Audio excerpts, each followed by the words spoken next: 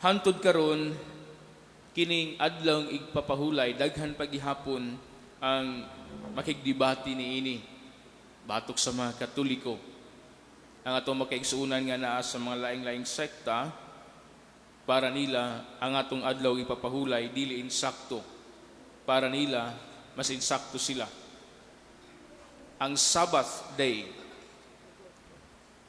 Ang Sabbath katong tan-awon Sabado kini siya.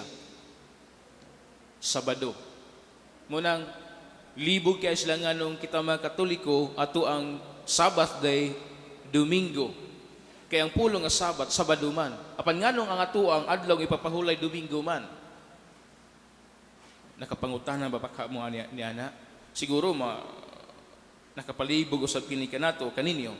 Kabahin sa ato ang kining maong Sabbath o adlaw ipapahulay. Now atong tan-awon nganong dili Sabado ang atua, nganong Domingo man. Now kaniadto ang balaod gihatag aron maghatag og kagawasan sa tawo, maghatag og kapahulayan sa iyang lawas gikan sa trabaho, gikan sa pagkaulipon, di ba? Ang mga Israelita na ulipon sa mga Ehiptohanon, nahimo silang ulipon, grabe ang ilang pagtrabaho. Kada adlaw nagtrabaho. Munang ang Dios nagluwas kanila gikan sa kaulipnan, o gitagaan sila og balaod aron mahimugiya kanila, maghatag kanilang kagawasan, maghatag kanilang kapahulayan. Apan ang mga Pariseo sa panahon ni Kristo, ilang giguba ang tinuod nga meaning sa maong adlaw nga ipapahulay. Gisayop nila pag-interpret kini. Nga ilang gidala nga to sa punto nga halos tanan bawal. Sa adlaw ipapahulay, bawal ka mo trabaho, bawal ka mo bisag unsa, bawal ka mo waswat og bugat. Kung dunay talabangon, bawal ka mo tabang. Bawal ka muhatag kay adlaw ipapahulay. Munang gi-criticize sila pag-ayo ni Kristo. O gani sa atong ebanghelyo karon nadungog nga mga Pariseo nang reklamo ngano man ang imong tinun-an, nagbuhat na ini sa ingon. Nga adlaw man karong igpapahulay, supak kini sa atong balaod. Gi-criticize sila ni Kristo, ipanghimaraos sila ni Kristo. Kay unsa man di ay ang meaning sa maong balaod, ang meaning sa maong adlaw ipapahulay. Muna, nga kita makapahulay ang tawo o doon natin kagawasan gikan sa tuwa mga adlaw-adlaw nga ipangbuhat nga di ta maulipon sa tuwa mga trabaho.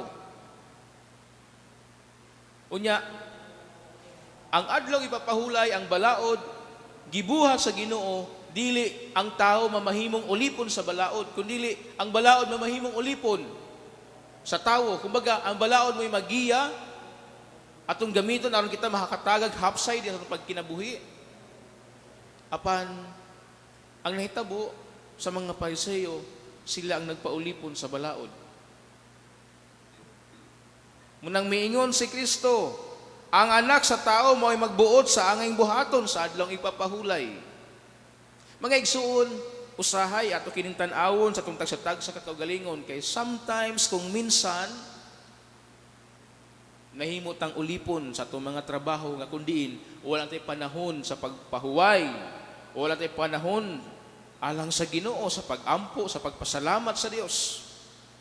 Naulipon ta sa atong mga trabaho tungod sa kalisod sa kinabuhi.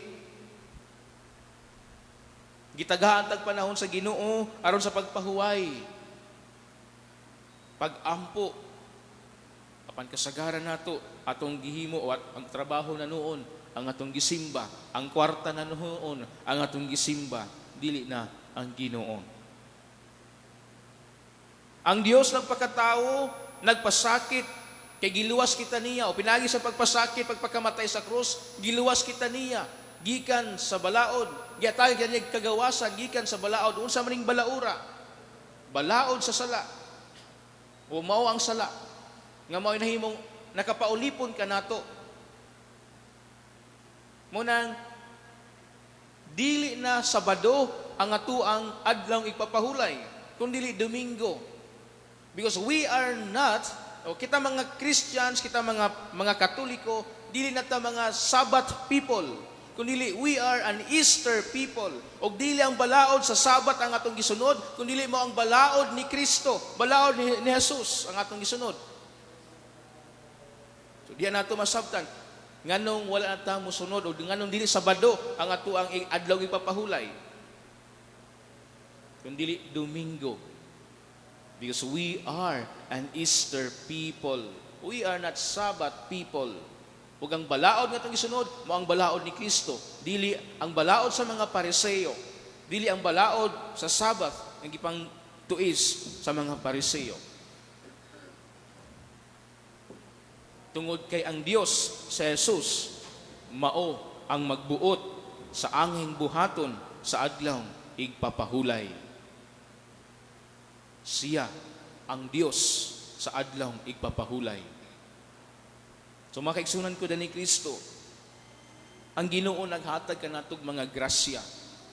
Kada adlaw, patas ang iyang paghatag kanatog mga panalangin. Gitagaan kitag magkaygayunan kada adlaw. Hinaot unta nga ato usab tagaan og panahon ang Dios di ato naghatag sa kinabuhi.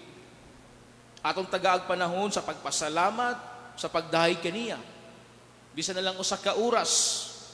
Kay dili ba sa usa ka semana ang Dios naghatag kanatog 7 ka adlaw.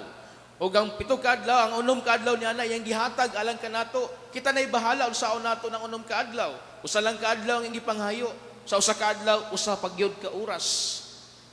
Siya ro naman sad, di ta makahatag og panahon sa Ginoo usa ra gani nagka oras. Muna makigsunan ko ni Kristo, ang balaod, ang adlang ipapahulay, gibuhat aron kita makapahuway ug matagan kitag kagawasan gikan sa tuang mga trabaho nga dili ta magpaulipon sa tuang mga trabaho nga kundi ang Dios ato ang simbahon kaysa mao ang tuburan sa tanan, siya mao ang naghatag sa tanan, kaysa mao ang Dios sa balaod, ang Dios sa adlaw igpapahulay. Sundon ta si Kristo, sundon ta ang balaod ni Kristo, dili ang mga balaod sa mga Pariseo. Again, ang atong adlaw ipapahulay, Domingo. Because we are an Easter people, we are not Sabbath people. And we follow the law of Jesus Christ.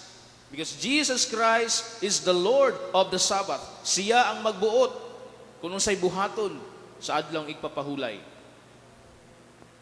Hinaot pa unta, makaigsunan ko ni Kristo, na kini atong masabtan o kini atong mapuy-an o mabansay diha sa adlaw nga pagkinabuhi. O pangayoon nato ang tabang sa atong mahal nga Birhen Maria na kundi natong gispasidunggan ining adlaw Sabado. Nga unta sa tuang adlaw-adlaw pagkinabuhi, ato kanunay makita ang mga maayong butang nga atong pagabuhaton pinaagi sa iyahang pangaliya, pinaagi sa iyahang pagpangamaka nato. Hinaot pa unta. Palihog